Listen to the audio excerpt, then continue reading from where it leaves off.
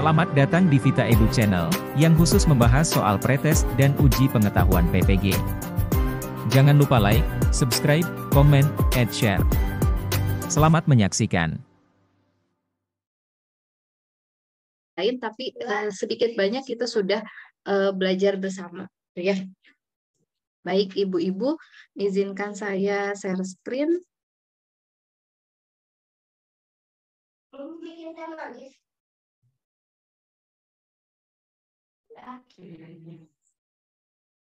Baik, ini adalah untuk soal pertama.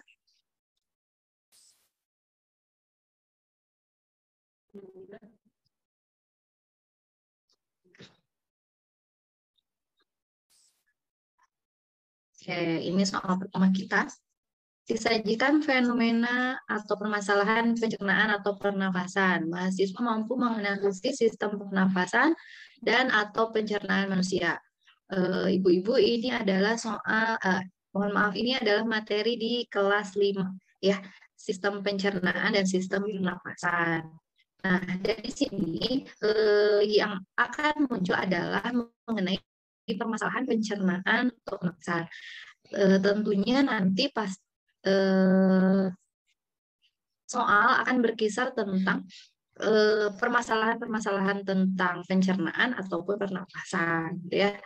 Nah, ini daripada sistem pencernaan yang memiliki gejala berikut, ya.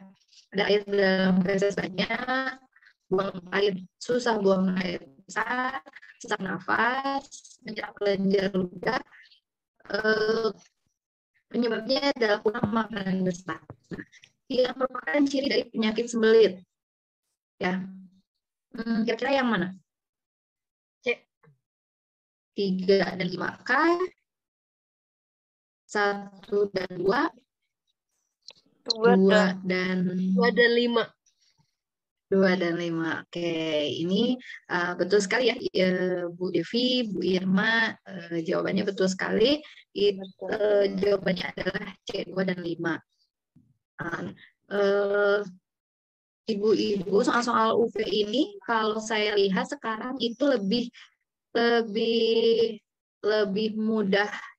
mudahnya dalam arti bahwa materi-materinya itu kebanyakan yang kita ajarkan kepada anak-anak sehari-hari, gitu, ya.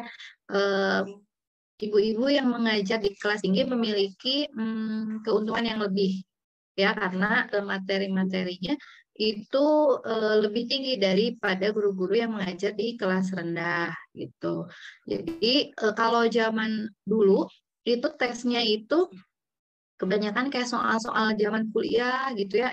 Kalau matematika juga matematikanya matematika dasar, tapi matematika dasar bukan dasar SD, gitu, ya. Matematika dasar dalam arti pelajaran-pelajaran SMA, pelajaran-pelajaran kuliah. Tapi sekarang ini lebih banyak kita gunakan dalam kegiatan mengajar kita sehari-hari, gitu, ya. Ini ibu-ibu dapat dengan mudah menjawab pertanyaan yang nomor 1 ini. Oke, yang kedua, disajikan fenomena permasalahan. Mahasiswa mampu menganalisis sistem optik manusia. Nah, ini ada di kelas 5 juga, kalau nggak salah, panca indera, ya. Mulai dari mata, telinga, ya, lidah, itu ada. Ibu nanti kalau soalnya tidak seperti ini, ibu fokus mempelajari sistem optik manusia, ya. Nah, pertanyaannya adalah benda yang terkena cahaya akan dipantulkan ke mata pada proses melihat. Cahaya yang masuk ke mata kemudian dibiaskan oleh lensa mata sehingga terbentuk bayangan di retina. Bagian tersebut bersifat, jadi bayangan tersebut bersifat bayangan yang masuk ke retina kita itu memiliki sifat bayangan, ya. Apakah A, nyata, tegak dari kecil, B, maya, tegak dari kecil, C, maya terbalik diperbesar, D, maya tegak dan diperbesar, atau nyata terbalik dan diperkecil. B. Maya tegak diperkecil. Yang D. Maya tegak diperkecil. Oke. Coba Bu Ima. Mau coba jawab Bu Ima? A nyata, tegak, dan diperkecil. Nyata, tegak, diperkecil. Udah hampir-hampir nih ya. Bu Ima SDN 2 Jayagiri. Jayagiri mana Bu? Lembang. Atunya caketnya masih satu kabupaten kita. Oke. Tadi jawabannya ada yang coba menjawab B, terus ada Bu Ima sedikit lagi. Jawabannya yang benar adalah nyata, terbalik, dan diperkecil. Ya, tidak diperbesar bayangan yang jatuh ke retina kita. Oke, ini Mas semuanya kayaknya Jawa Barat. Bu Ima Nur, Bu Eva juga kayaknya dari suara-suaranya masih Jawa Barat. Bu Devi Istiana ini namanya sama aku. Oke, yang ketiga. Nah, disajikan fakta fenomena di masyarakat. Peserta mampu menganalisis nilai dalam pembelajaran IPS. Nah, ini lebih kepada konten-konten di pembelajaran IPS. Solidaritas atau bencana alam merupakan salah satu fenomena sosial yang positif di masyarakat, khususnya di Indonesia. Ya, solidaritasnya nih yang positif. Setiap ada bencana alam yang menimpa di suatu wilayah, para masyarakat Indonesia dengan sukarela membantu para korban, baik secara langsung maupun tidak. Secara langsung, masyarakat biasanya ikut bergabung jadi relawan yang datang dan membantu langsung para korban bencana di lokasi. Bentuk nilai pembelajaran yang terkandung dalam pernyataan di atas adalah A. Nilai ketuhanan, B. Nilai edukatif, C. Nilai filsafat, D. Nilai teoritis, E. Nilai praktis. Yang mana nih kira-kira? Apakah nilai ketuhanan, apakah nilai edukatif, ada nilai pendidikan sini, atau nilai filsafat? Filsafat ini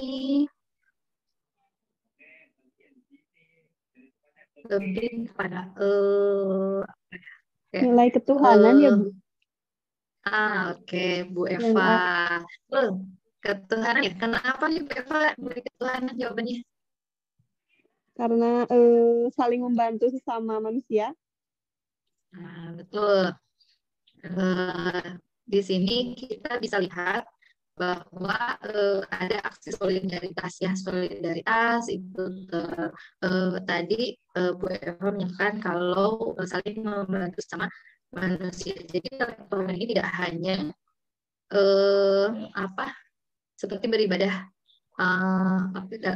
beribadah saja antara makhluk dengan Tuhannya, ya, tetapi bentuk-bentuk kegiatan lain yang merupakan kegiatan saling membantu, gitu ya, itu adalah bentuk pada nilai ketuhanan.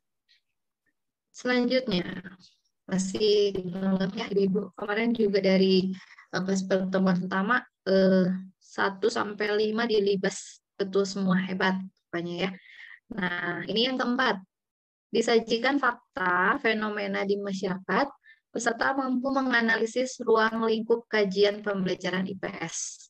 Ruang lingkupnya nih sekarang ya. Di kelas 4 MI atau SD ya, mendapat KD kompetensi dasar. Mengidentifikasi karakter ruang dan pemanfaatan sumber daya alam untuk kesejahteraan masyarakat dari tingkat kota atau kabupaten sampai tingkat provinsi. Ruang lingkup materi IPS yang terkait pada KD tersebut adalah lihat apa karakteristik alam dan kegiatan ekonomi, B. Mengenal tempat tinggal dan daerah humanis serta lingkungan sekitar, C. Masalah sosial di lingkungan setempat, D. Keanekaragaman suku dan budaya setempat, E. Pengembangan teknologi Kita lihat kata kuncinya. Coba lihat kata kunci di Karakteristik dalam. alam dan kegiatan ekonomi. Oke. Ini Bu Eva udah siap UP nih ya. Betul, Amin, Bu Bu. Eva. Jawabannya adalah karakteristik alam dan kegiatan ekonomi. Dari mana Bu Eva dapatnya? Kata kuncinya mengidentifikasi karakteristik ruang dan pemanfaatan sumber daya alam. Betul sekali. Dari karakteristik ruang, ya, ruang ini adalah alam, ya, Ibu. Lalu pemanfaatan sumber daya alam ini berkaitan dengan bagaimana manusia memanfaatkan alam disesuaikan dengan kegiatan ekonominya, gitu ya. Tuh, jadi sumber daya alam atau lingkungan tempat tinggal, karakteristik alam lingkungan tempat tinggal manusia tersebut itu mempengaruhi kepada kegiatan ekonomi masyarakatnya, begitu. Bu Eva siap UP ya. Habis ini langsung nanti pas UP udah siap lulus, Baru amin. Kita pemberkasan. doain ya. Amin, Bu. Mudah-mudahan Oh, pemberkasannya lulus. amin, amin.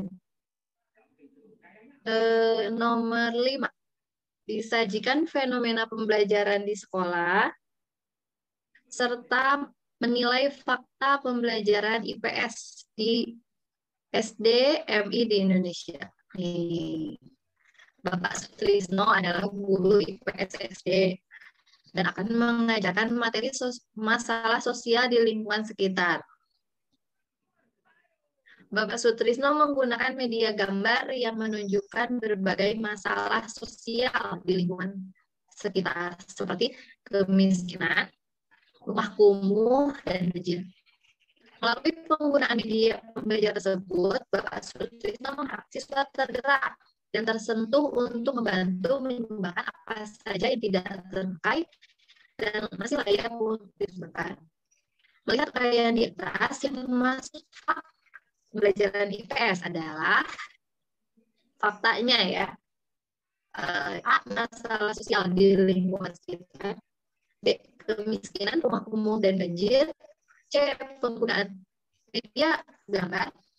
D. Bapak Sutrisno adalah guru IPS SD. Dan E. Menyumbangkan apa saja yang tidak pembelajaran. Yang A, Bu. Yang A. Oke, faktanya adalah masalah sosial di lingkungan sekitar. Bu Ima, mau coba? Kira-kira yang mana ya? Yang B ya, Bu ya. Jawaban. Kemiskinan, rumah kumuh, dan banjir. Oke. Kemiskinan, rumah kumuh, dan banjir. Betul, Bu Eva. Betul sekali jawabannya adalah yang B. Ya, kenapa yang D? Ini kalau masalah sosial di lingkungan sekitar itu masih berupa gambaran umum, ya. Iya. Masalah sosialnya apa? Ya, tapi kalau kemiskinan, dan jadi sudah menjadi ya sudah menjadi nah, di sini nanti kalaupun soalnya tidak seperti ibu-ibu bapak, ibu-ibu sudah tahu bagaimana menilai apa yang menjadi fakta dalam pembelajaran IPS. Kalau ini memang ya, Bang Sutrisno adalah guru IPS SD fakta, kan di ada penting ini dimaksudkan dan dimaksudkan dalam pembelajaran IPS. Kemiskinan menjadi dalam pembelajaran IPS karena ini berkaitan dengan sosial dan masalah sosial yang ada di sini. Gitu. Bu Devi. Oke, kita lanjut. Ya, Pak Jensa, selamat malam, Pak. Ya, selamat malam. Ke saya kedengaran suara Bu Devi agak putus-putus, agak kurang jelas gitu, Bu. Iya, betul, Pak. Gitu. Ya. Mungkin karena penyebab pakai ininya kadang handset ya. Ini. Iya, Bu. Oke, saya coba lepas ya. Ya, boleh, Bu. Kalau gini lebih jelas apa? Kayaknya lebih jelas tuh, Bu. Oh, lebih jelas. Atau perlu saya matikan kameranya biar lebih jelas? Nggak usah Bu. Kalau istilahnya yang penting suaranya ini nggak putus-putus. Kalau tadi kan suaranya kedengaran ke sini agak putus-putus. Gitu. Iya. Oh, oke. Oke, terima kasih Bapak sudah diingatkan, sudah ditahu biar saya lebih menyadari ini ya, menyadari menyadari ini yang belajar kan jadi nggak nyaman ya kalau putus-putus. Nanti kalau putus-putus lagi saya akan matikan kamera aja, ya. Ya. Oke. Sekarang kita ke nomor 6. Disajikan soal cerita tentang fenomena pembelajaran IPS di sekolah. Peserta menganalisis konsep pembelajaran IPS MI SD di Indonesia. Ya, soalnya seperti ini. Dari topik banjir di ibu kota, wilayah-wilayah yang dekat dengan bantaran Sungai Ciliwung mulai waspada setiap kali musim hujan. Biasanya pada bulan Januari curah hujan cukup tinggi. Pernyataan ini menunjukkan keterkaitan antara konsep dan generalisasi. Berikut ini yang menunjukkan keterampilan personal dan intelektual siswa. Nah, ini kita harus nyari apa nih yang termasuk dengan keterampilan personal dan intelektual siswa. Apakah yang termasuk keterampilan personal dan intelektual siswa adalah berdiskusi, membuat kesimpulan wilayah banjir, ataukah B, siswa mempelajari konsep banjir dan curah hujan, C, bekerja sama, mengetahui kondisi alam dalam keadaan tertentu, D, siswa saling bekerja sama untuk mempelajari kondisi alam, dan E, berdiskusi untuk mengetahui pencegahan saat curah hujan tinggi. Nih, yang jadi kata kuncinya adalah keterampilan personal dan intelektual. Nih. Yang B, Bu. Yang D? B. Oke. B. Siswa mempelajari konsep banjir dan curah hujan. Ini ya. Oke. Kak Zena mau coba jawab? Boleh, Bu. Nggak, kalau saya lebih condong kepada E-nya, Bu ya. Berdiskusi untuk mengetahui pemecahan saat curah hujan tinggi gitu. Antara istilahnya gini, Bu. Antara B dan E itu agak terkecoh kalau saya. Nah. Oke. Jawaban yang benar adalah B, Bapak. Ya. Jadi konsep banjir dan curah hujan. Kita lihat dari sini. Dan kalau yang E, betul. Kita lihat keterampilan personal dan intelektual. Kalau intelektual itu lebih kepada konsep-konsep pemahaman tentang konsep bagaimana konsep banjir, konsep curah hujan, terus bagaimana misalnya proses kalau di IPA itu fotosintesis itu lebih ke keterampilan intelektual ya. Kalau ini berdiskusi untuk mengetahui pencegahan itu lebih kepada keterampilan interpersonal, bukan personal untuk kita. Nah, betul. Ya, itu keterampilan berkolaborasi. Kalau sekarang ya kita lebih familiar dengan kata kolaborasi gitu. Okay. Nah,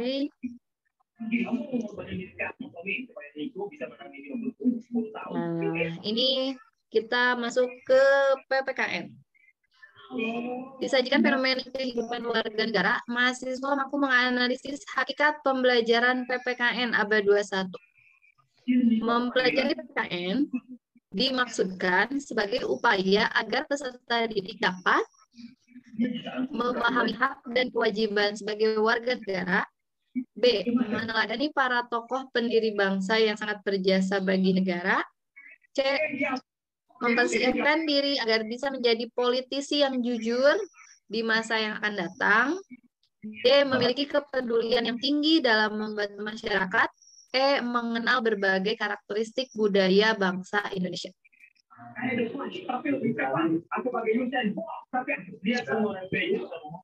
Oke, yang mana nih? PPKN, Pendidikan Pancasila dan Kewarganegaraan. Apa lebih condong kepada D-nya ini, Bu ya? D. A mungkin. Oke. Memahami hak dan kewajiban. A dan ini ada kaitannya ini juga nih. A dan D-nya kan ada kaitannya juga ini, Bu. Iya. Betul. Kalau PPKN lebih kepada hak dan kewajiban juga masuk dalam PPKN ya. Betul. Betul. Jawabannya adalah yang A. Ya. Nah ya. Jadi kalau PKN itu ada 3 ya.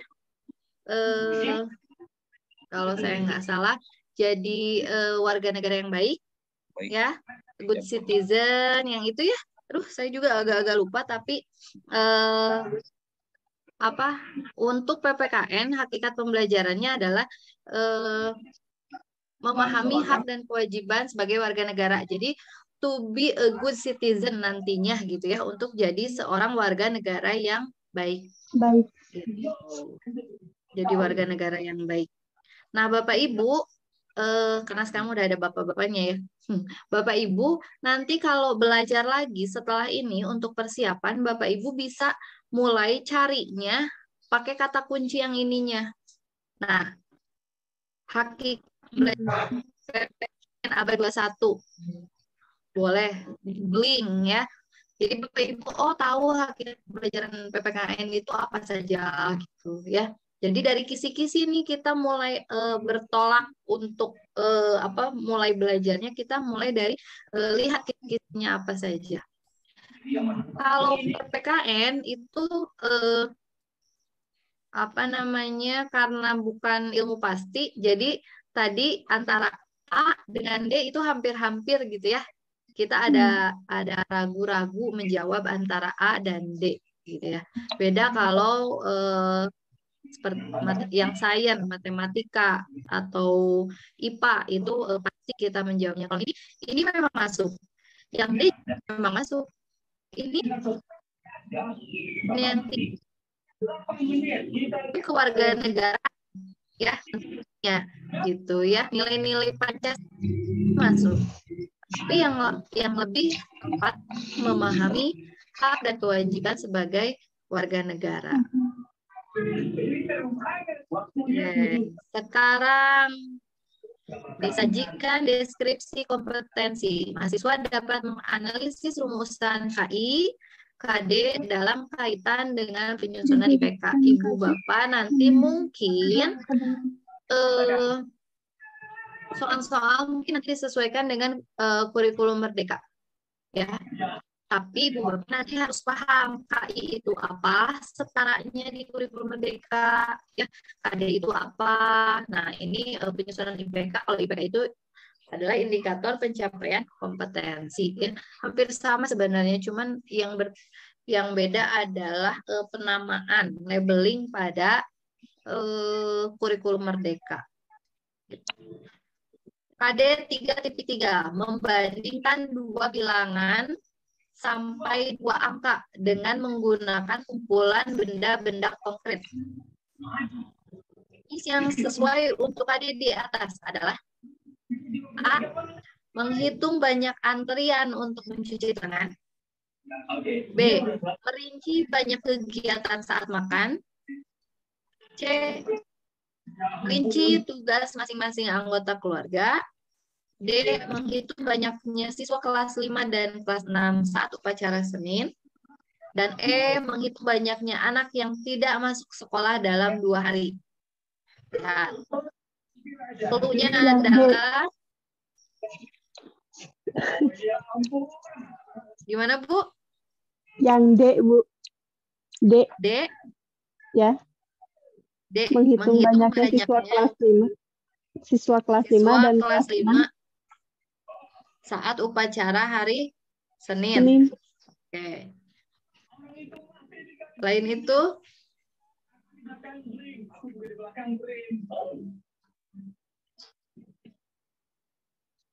ada lagi?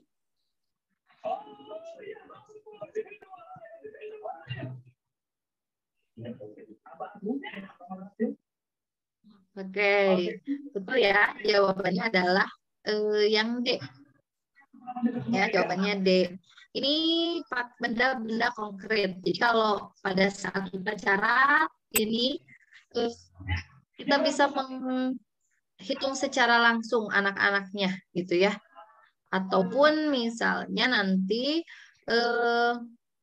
kegiatannya adalah Bapak Ibu fokuskan pada ada kegiatan-kegiatan yang menggunakan benda-benda konkret, ya itu. Ini KD-nya membandingkan dua bilangan sampai 2 angka. Ini 2 angka mah di kelas rendah ya, Bapak Ibu. Nah ini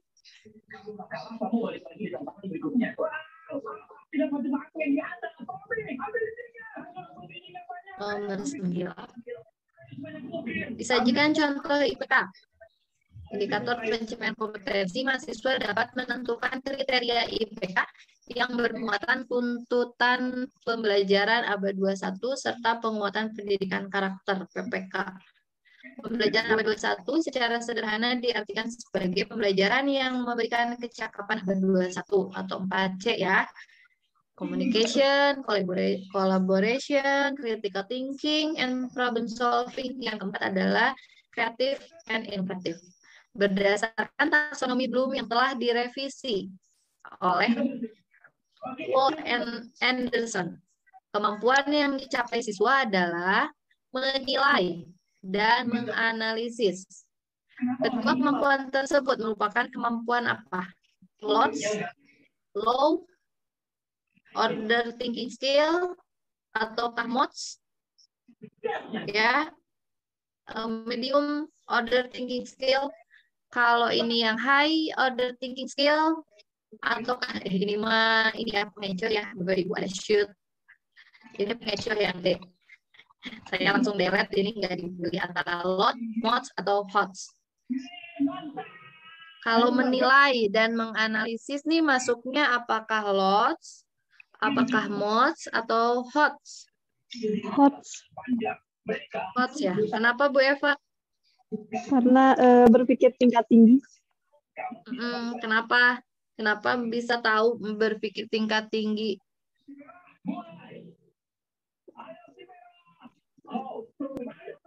Dari ini kan ada menganalisis ya Bu. Betul. Menganalisis masuknya ke C berapa nih? Kenapa Bu? Masuk ke C berapa nih menganalisis? C3 ya Bu. Menilai?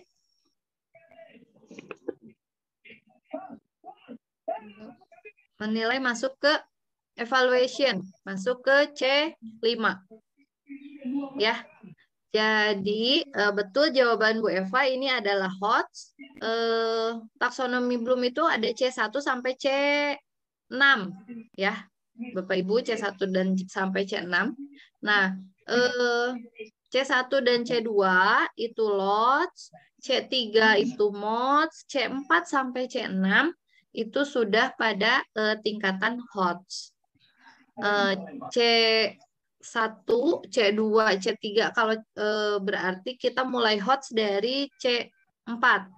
C4 itu mulai dari menganalisis ya. Jadi menganalisis ini ada yang beririsan di C3, ada yang beririsan di C4. Kalau nanti pada saat disajikan soal, Ibu Bapak bisa melihat apakah si analisis ini masuk ke C3 ataukah C4 karena ada beberapa KKO yang itu ada di dua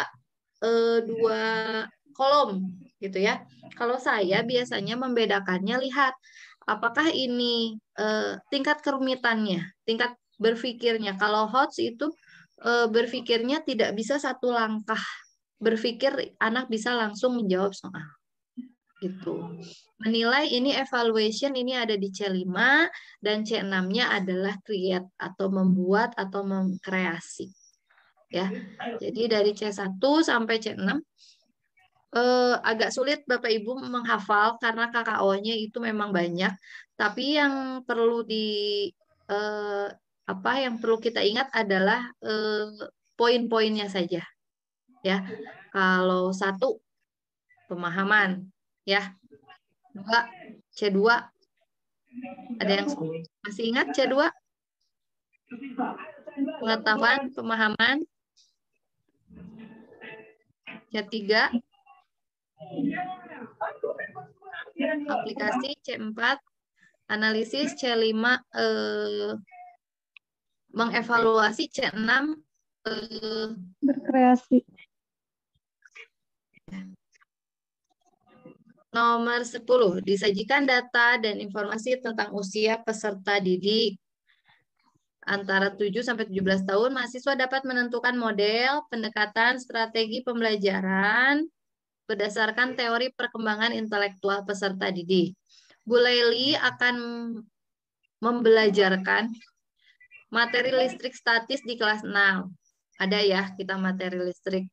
Beliau ingin mengemas pembelajaran seperti bermain sulap. Berbagai alat dan bahan sederhana sudah disiapkan. Para siswa juga diminta untuk membawa peralatan tersebut. Model pembelajaran yang cocok diterapkan untuk mengatasi kondisi tersebut adalah apakah dengan inquiry, B. discovery, C. problem based learning, D. demonstrasi dan praktek, E. kooperatif. D. demonstrasi dan praktek. Oke, demonstrasi dan praktek. Betul ya, demonstrasi dan praktek. Kenapa? Karena lihat sudah ada alat dan bahan yang disiapkan oleh Bu Laili. Ya, kenapa nggak inquiry? Kalau inquiry itu apa? Siswa menemukan sendiri ya, Bu? Betul, menemukan sendiri. Jadi dia menggali untuk menemukan penemuan pengetahuannya itu, gitu ya. Jadi nggak disuapin sama guru, tapi guru membimbing siswa untuk siswa bisa menemukan konsep. Oke. Nah, ini diberikan deskripsi tentang gaya belajar. Siswa dalam pembelajaran. Mahasiswa dapat menentukan jenis teori belajar. Konstruktivisme dalam pembelajaran. Oke, menurut teori ini bahwa dalam proses pembelajaran, siswa yang harus mendapatkan penekanan. Merekalah yang harus aktif mengembangkan pengetahuan mereka, bukan pengajar ataupun orang lain. Teori belajar yang dimaksud adalah A.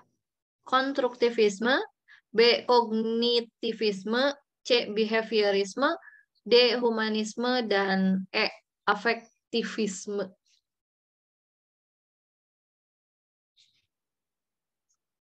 Oke, ini mulai teori belajar, kita harus nginget-nginget gitu ya, zaman kita kuliah dulu gitu ya. Teori belajar teh apa aja ya. Nah, tapi di sini ada kata kuncinya.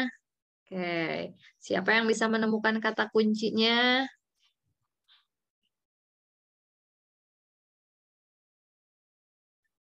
Kata kunci dari soal ini.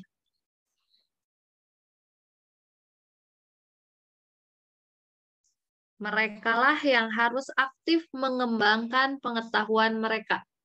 Maksudnya mereka ini adalah siswa ya. Siswa yang harus aktif dalam mengembangkan pengetahuan, bukan pengajar ataupun orang lain. Ini sejalan atau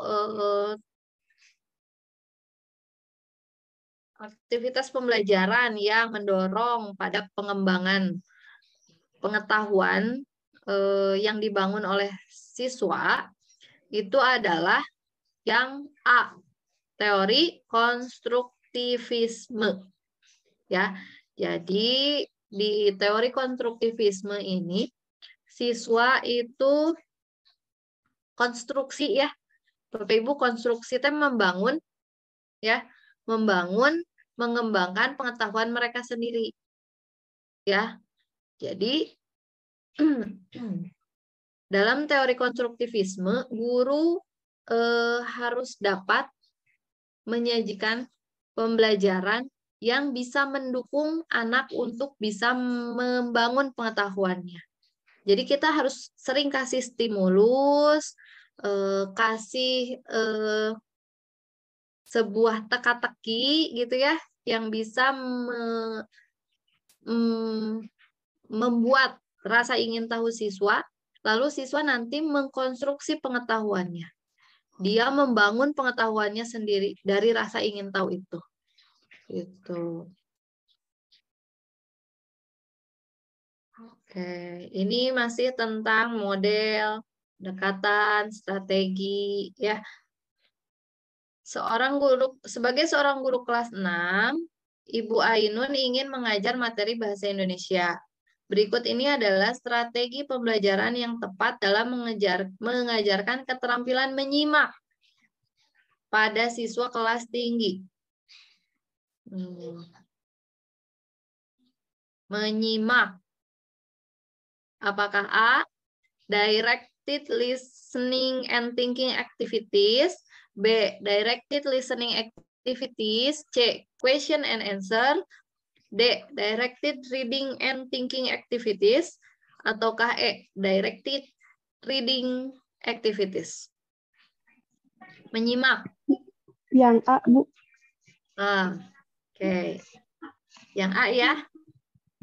Oke, kenapa yang A? Direct, karena ya, direct langsung. Secara langsung mendengar ya. secara langsung, ya. Oke. Dan langsung berpikir ya. Berpikir, aktivitas berpikir. Jadi menyimak tapi juga berpikir, atau misalnya kalau kita ini kan kegiatannya, jadi nanti mungkin bisa kepada menyimak dan menarik kesimpulan dari apa yang cerita yang didengar, begitu ya? Ya.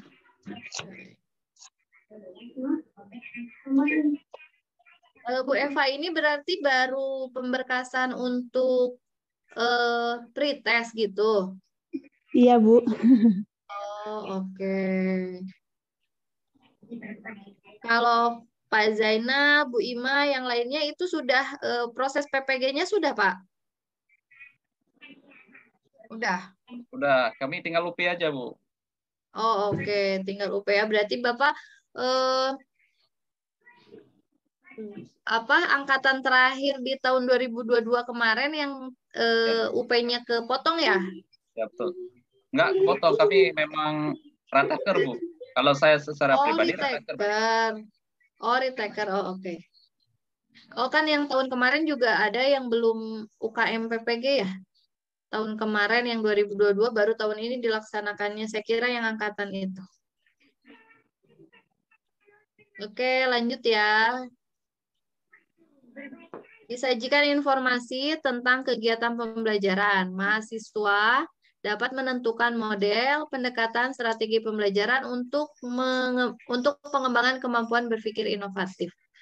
Nah, kalau yang sudah PPG, pasti ini selalu dibahas ya, Bapak Ibu.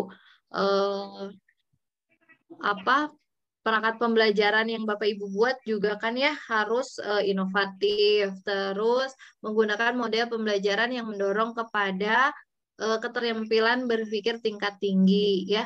Model yang yang diarahkannya ada 2 model ya, kalau yang PPG tahun 2022, 2023 juga sama.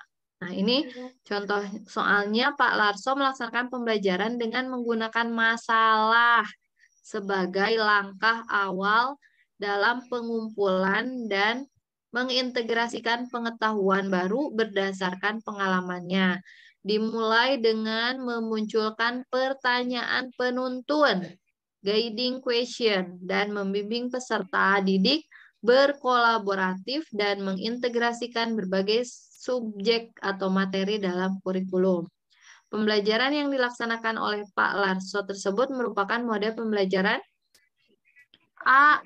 Project based learning, B. Discovery learning, C. Problem based learning, D. Inquiry learning, ataukah E. Cooperative learning?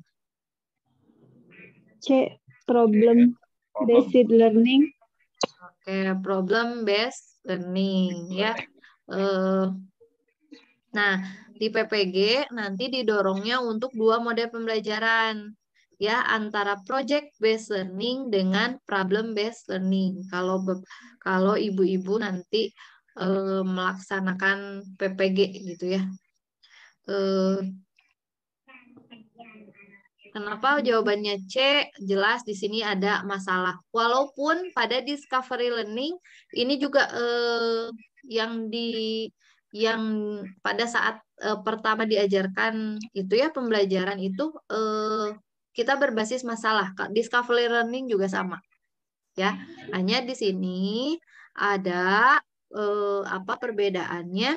Di sini ada nih mengumpulkan kalau sintaknya ibu-ibu sudah tahu, ibu bapak, sintak dalam PBL ya. Yang pertama adalah orientasi pada masalah ya. Yang kedua mengorganisir atau mengorganisasikan peserta didik dalam belajar. Yang pertama ini, orientasi masalah ini adalah menggunakan masalah sebagai langkah awal ya. Yang kedua, mengorganisir peserta didik dalam belajar itu bisa kita lakukan dengan membuat kelompok kecil ya, kelompok belajar di dalam kelas.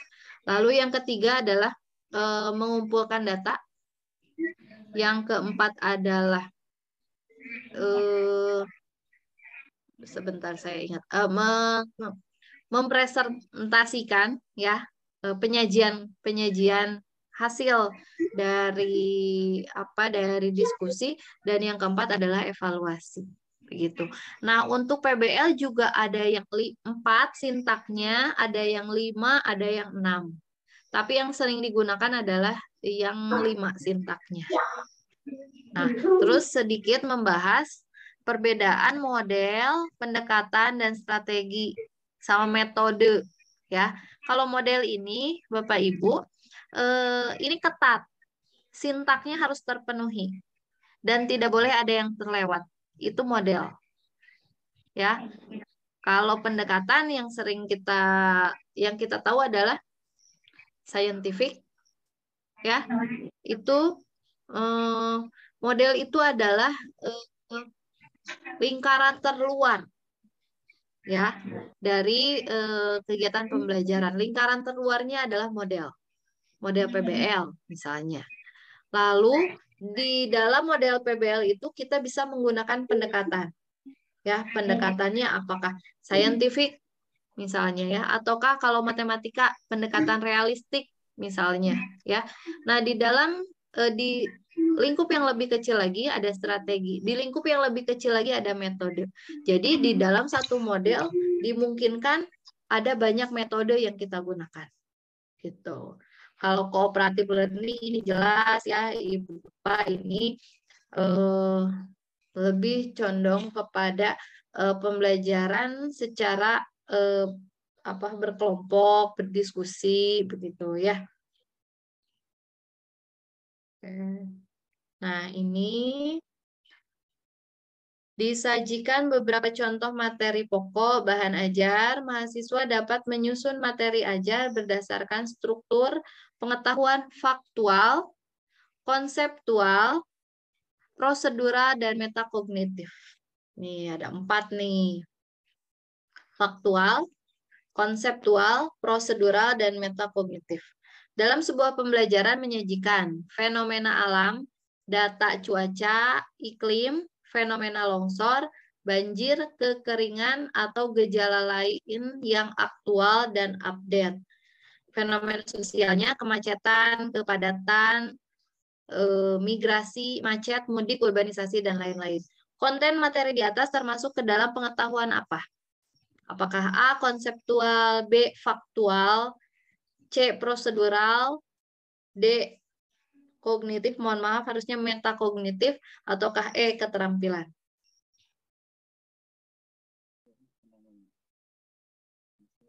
Faktual mungkin, Bu. Faktual. Oke. Kenapa faktual, Bu Eva? Dilihat dari fakta-fakta yang ada. Betul, ya.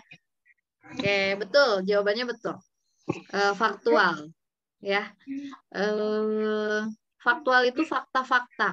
Jadi banjir, longsor, ya, ataukah misalnya gunung, itu faktual, ya. Kalau yang konseptualnya apa?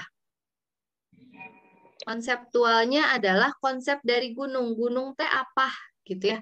Gunung itu adalah dataran tinggi, misalnya dengan ketinggian sekian-sekian. Nah, itu adalah konseptual, ya. Kalau pengetahuan prosedural apa? Itu yang berkaitan dengan prosedur, urutan, ya, urutan apa? Urutan penggunaan misalnya, ya. Nah, kalau yang metakognitif ini yang paling tinggi, ya. Ini kalau misalnya prediksi, ya, prediksi itu metakognitif. Ya, kalau keterampilan ini adalah pengecoh. Kan udah tahu di sininya masuk ke dalam pengetahuan, masa pengetahuan keterampilan. Jadi pengecoh, ya, Bapak Ibu yang Jadi Bapak Ibu selain harus jeli, kecepatan membaca, terus juga harus lihat kata kunci. Ya, harus lihat kata kunci. Kalau di sini ya faktual, fakta-fakta aja, macet fakta, longsor fakta, banjir fakta. Ya, belum masuk kepada konsep ataupun yang lebih tinggi dari itu. Nah, ini agak panjang. Perhatikan langkah-langkah pembelajaran berikut.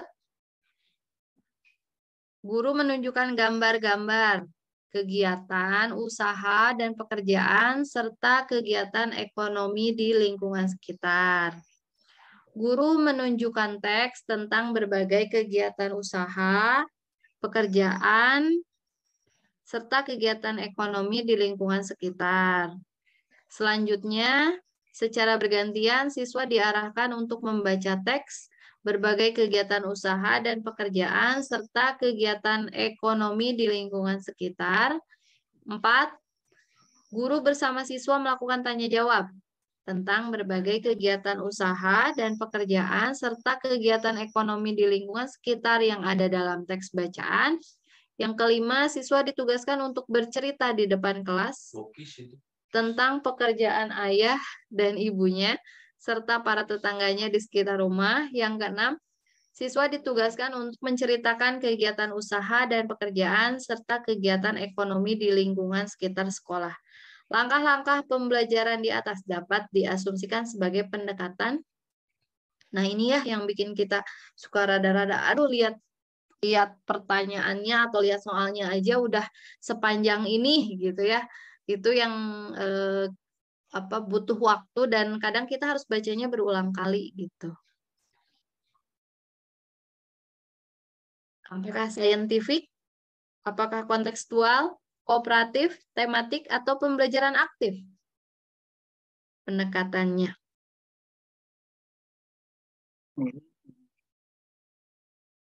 Kalau pendekatan yang mana sih masuknya? Kalau kontekstual pendekatan bukan.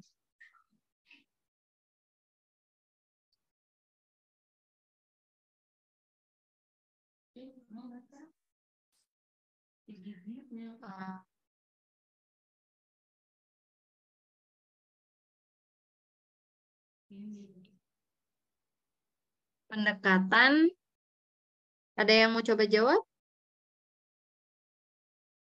Di sini ada lumayan banyak. 1, 2, 3, 4, 5, 6, 7. Ada 7.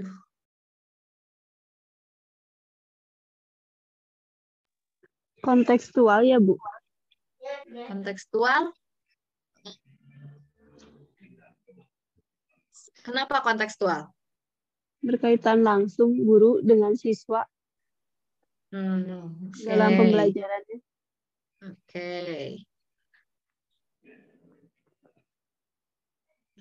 Sebenarnya kalau kita lihat di sini ya ada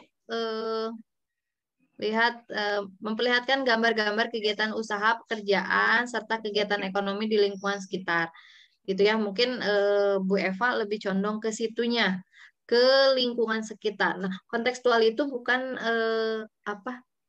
memanfaatkan. Kontekstual itu adalah memanfaatkan lingkungan sekitar sebagai sumber pembelajaran ataupun menyajikan situasi-situasi yang dekat dengan siswa.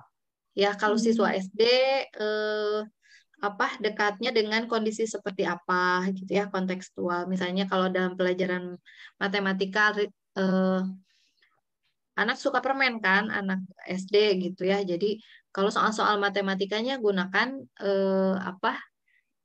soal-soal cerita yang memang dekat dengan kehidupan siswa, itu kontekstual. Tapi kontekstual di sini adalah bukan pendekatan. Ya. Kontekstual di sini adalah sebagai sebuah model. Ya, kontekstual. Atau sering kita dengar itu CTL ya, contextual teaching learning, itu sebagai sebuah model. Nah, di sini yang merupakan pendekatan yang mana? Yang merupakan pendekatan. Kalau kooperatif learning itu pendekatan atau model? Model ya. Kooperatif itu model. Kontekstual itu model. Tematik pendekatan bukan?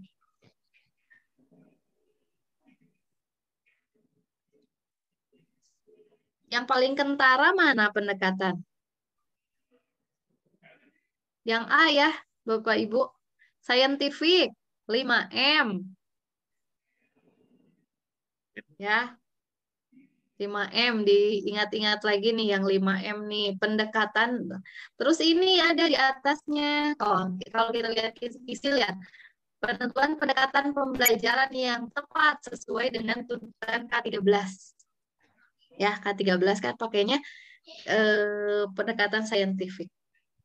Ya, jadi ini adalah langkah-langkah yang bisa kita asumsikan sebagai pendekatan saintifik. Oke, malam ini lebih kepada pedagogik ya, pedagogi, konsep-konsep pembelajaran gitu ya. Ini ininya. Disajikan RPP yang memanfaatkan teknologi media informasi abad 21. Peserta mampu menemukan RPP yang paling tepat. Manakah pandangan paling tepat yang dimiliki guru abad 21 mengenai konsep media berbasis teknologi informasi dan komunikasi? Apakah A, metode pembelajaran konvensional sulit mengintegrasikan media generasi baru, ataukah B, pembelajaran sebagai respon budaya tergantikan peran media generasi baru, C, TIK menyebabkan generasi baru selalu lebih unggul. Mohon maaf. D, penggunaan media berbasis TIK harus terintegrasi dalam sistem pembelajaran. Ataukah E, kecanggihan media berbasis TIK menggeser peran guru. Pandangan yang paling tepat yang dimiliki guru abad 21 mengenai konsep media berbasis TIK. Yang mana pandangan yang paling tepat? D ya, Bu ya. Mana, Pak? D, Bu ya. D. Oke. Media berbasis TIK harus terintegrasi dalam sistem pembelajaran. Ya, betul. Oke, betul Pak Zena, jawabannya adalah D. Ya.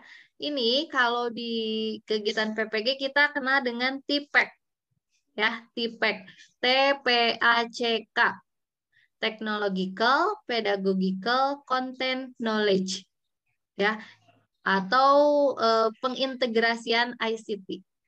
Ya, jadi TPACK ini adalah bagaimana teknologi ya bisa masuk ke dalam pembelajaran, ya bisa terintegrasi ke dalam sistem pembelajaran, ya. Oke.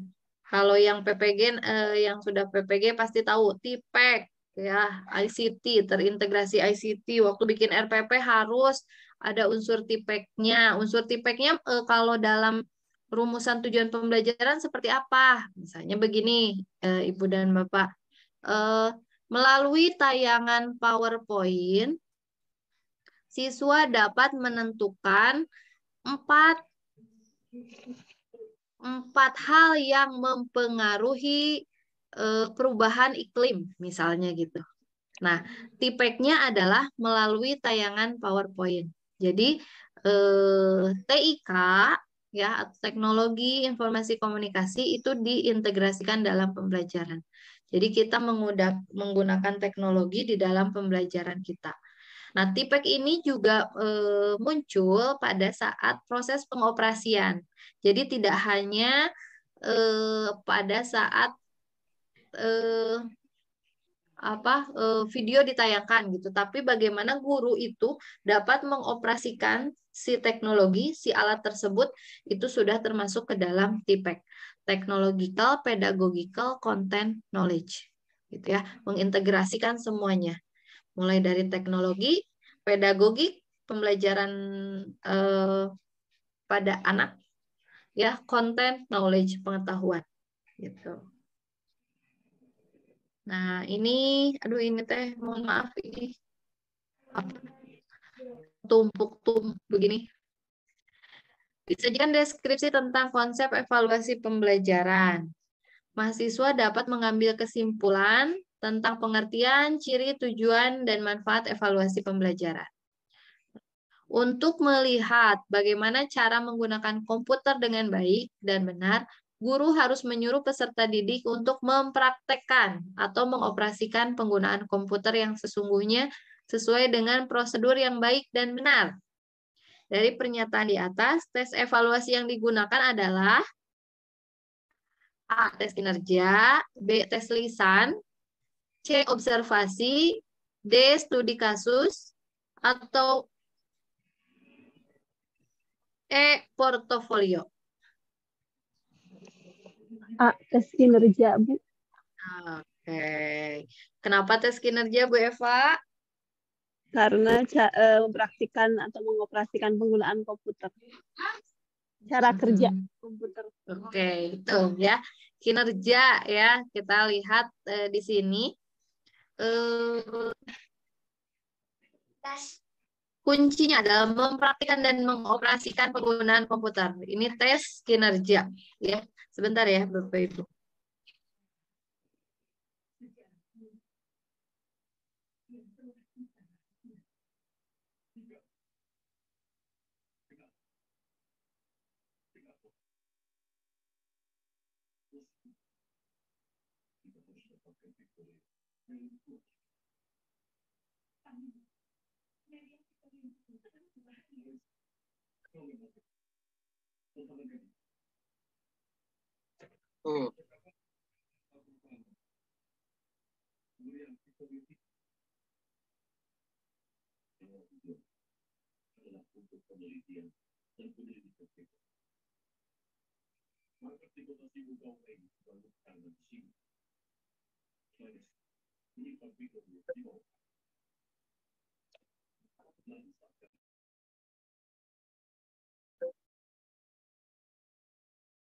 Oke, kita lanjutkan ya. Ini tes kinerja, betul, karena ada kegiatan mempraktikkan atau mengoperasikan penggunaan komputer.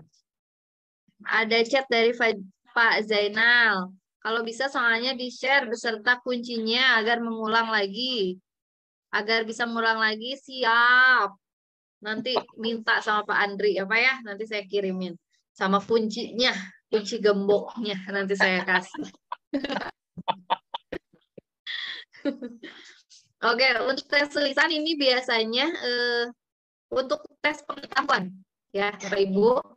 Observasi ini kita gunakan pada saat proses pembelajaran, ya, bukan sebagai evaluasi kalau observasi proses pembelajaran. Nah, studi kasus kalau portofolio adalah kumpulan dari LKPD, ya, kumpulan dari evaluasi siswa, gitu.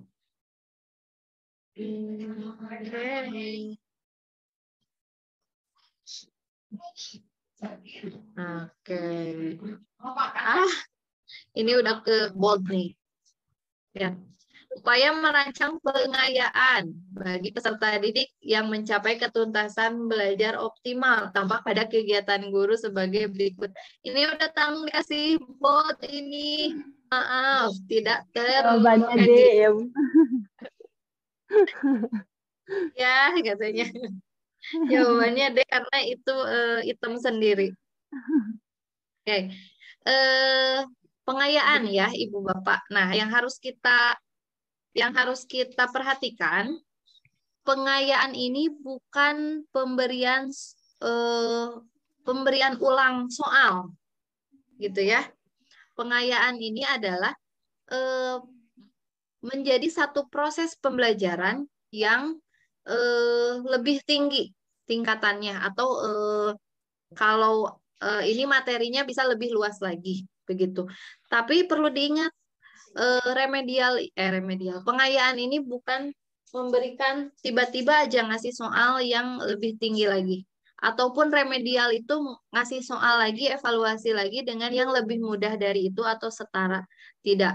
Remedial dan pengayaan berarti kita memberikan pembelajaran lagi, ya, pembelajaran lagi dengan tingkatan soal yang lebih tinggi untuk pengayaan. Kalau untuk remedial yang setara atau di bawah, ya. Jadi kalau yang ini diberikan materi bahan ajar yang lebih tinggi tingkatannya dan mengerjakan soal-soal yang memiliki kesulitan tinggi. Jadi kalau pengayaan ini biasanya kita berikan kepada anak-anak yang sudah mencapai KKM, ya. Kalau yang belum mencapai KKM, kita biasanya memberikan kegiatan remedial.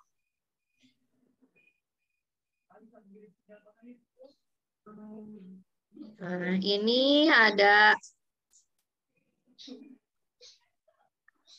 disajikan data hasil tes. Mahasiswa mampu menyimpulkan teknik pengolahan hasil tes menggunakan standar tertentu. Melihat hasil latihan siswa, Ibu Sutari kaget karena hanya 10 dari 30 siswa yang mengerjakan latihan matematika dengan benar. Ibu Sutari mencoba mengingat-ingat apa yang terjadi ketika ia menjelaskan penggunaan rumus matematika dalam memecahkan soal. Ia ingat, ia mencontohkan penggunaan rumus dengan mengerjakannya sendiri di papan tulis. Ia kemudian merenung kembali mengapa ia tidak meminta siswa mengerjakannya ke depan. Ia ingat pula siswa yang duduk di deretan belakang ada yang bermain ketika ia mencontohkan penggunaan rumus di papan tulis. Dari segi langkah-langkah, langkah mana yang sedang dihayati oleh Ibu Sutari? Mas pakai pisau. Waduh, pisaunya. C. Melakukan refleksi. Oke. Melakukan refleksi, betul ya, Bu Eva. Ih, Bu Eva keren nih, udah siap pretest nih, Bu Eva. Amin, Bu, amin. Minta doanya ya, Bu. Iya, insya Allah didoain ya. Semua juga Bapak Ibu yang mau UP lagi, retaker, yang mau pretest, lancar semuanya, lulus semuanya. Amin, lulus semua. Kenapa ya, Bu? melakukan refleksi? Jawabannya, Bu Eva. Karena merenung kembali. Merenung. Merenung ya. Dari kata merenung udah oke, jawabannya merefleksi. Refleksi ini adalah bercermin ya. Refleksi bercermin untuk melihat kekurangan, kelebihan kita pada saat proses pembelajaran. Ya, kayak ibu-ibu kalau bercermin apa yang dilihat? Kekurangan dan kelebihannya ya. Oke, jadi melakukan refleksi ini adalah menilai, menelaah ke dalam diri kita, melihat proses pembelajaran yang sudah terjadi, melihat dampaknya, dan mencari mencari atau menarik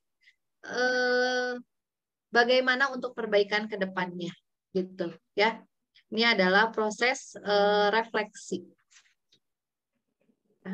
Nah, refleksi ini juga bisa kita gunakan dengan berbagai model. Misalnya model 4P, peristiwa, perasaan, pembelajaran, dan perencanaan ke depan. Ya, ini model-model refleksi. Ya, tuh. Jadi peristiwa apa yang terjadi di kelas? Terus perasaan kita apa yang muncul? Lalu pembelajaran apa? Oh, saya teh kurangnya ini dalam mengajar, tuh ya. Terus perencanaan ke depan. Perencanaan ke depan adalah poin yang bagaimana kita memanfaatkan refleksi tersebut.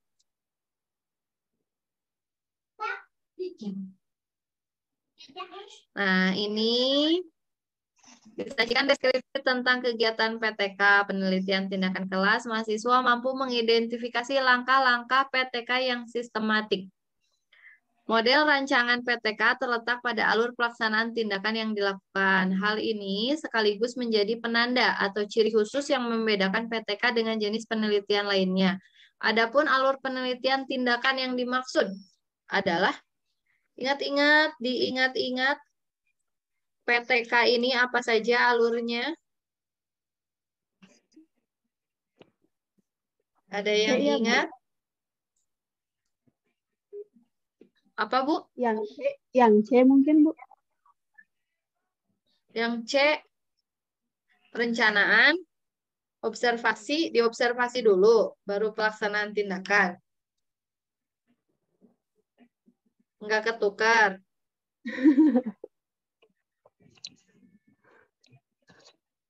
Oh, pelaksanaan tindakan ya? Dulu ya, Bu ya? Perencanaan, tindakan, observasi, lalu yang terakhir adalah refleksi. Ya, oke.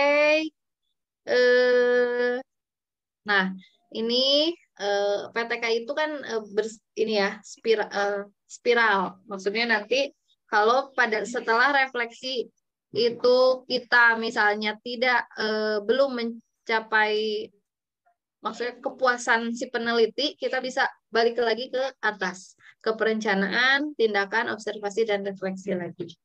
Gitu, ibu-ibu, ibu dan bapak. Oke, habis. Saya menyiapkan 20 slide untuk malam ini. 20 slide, 20 soal untuk malam ini. Gimana ibu dan bapak? Bu, maaf untuk yang tadi yang HOTS itu kan C4, 5 sama 6 ya, Bu ya?